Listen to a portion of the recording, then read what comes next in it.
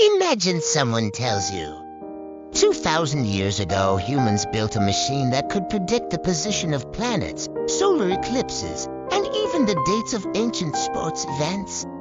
Sounds impossible, right? But it's true. Back in 1901, divers exploring a shipwreck near the coast of Greece found something strange. A rusted chunk of bronze with weird wheels and gears sticking out. At first, no one thought much of it. But when scientists cleaned it and scanned it with X-rays, they were shocked.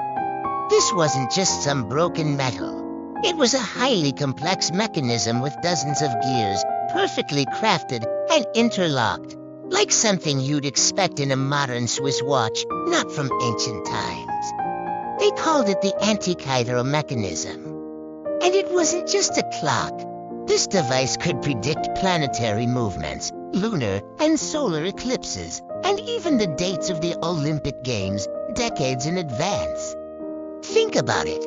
That's the kind of thing we now do with AI and supercomputers. But this was purely mechanical. You'd input a date, turn a crank, and the mechanism would process all the gear logic and give you outputs like, where will Jupiter be? When is the next eclipse? Is there an Olympic event coming up? Some researchers even call it the world's first analog computer. But here's the real mystery. How was something this advanced even possible 2,000 years ago? There are no manuals, no records, no mention in any known history books. That's why some believe it may have been created by a genius like Archimedes. Others suggest it could be the legacy of a lost civilization.